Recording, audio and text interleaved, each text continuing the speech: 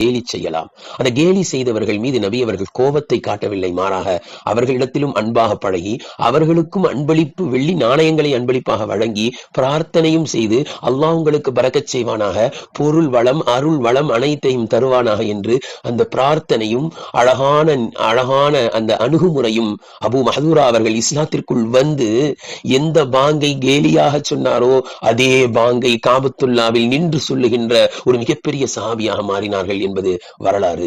இந்த வரலாற்று செய்தி இப்னு கசீர் என்ற தப்சீரில் சூரத்துல் மாஇதா 5வது சூறாவாக இடம்பெற்றிருக்கக்கூடிய சூரத்துல் மாஇதாவில் 57வது வசனத்திற்கு கீழ் இந்த செய்தியை இப்னு கசீர் ரஹ்மத்துல்லாஹி அலைஹி அவர்கள் பதிவு செய்திருக்கிறார்கள். அல்லாஹு தஆலா நம் மூலமும் மாற்றுமத அன்பர்களிடத்தில் நாம் அன்பாக பழகி இஸ்லாத்தை எடுத்து சொல்லுகின்ற, அவர்களும் இஸ்லாத்தை ஏற்று சொர்க்கத்திற்கு சொந்தக்காரர்களாக ஆகுகின்ற நல்ல வாய்ப்பை அல்லாஹ் நமக்கு வழங்குவானாக. வ ஆகிரு தஅவானா அனில் ஹம்து.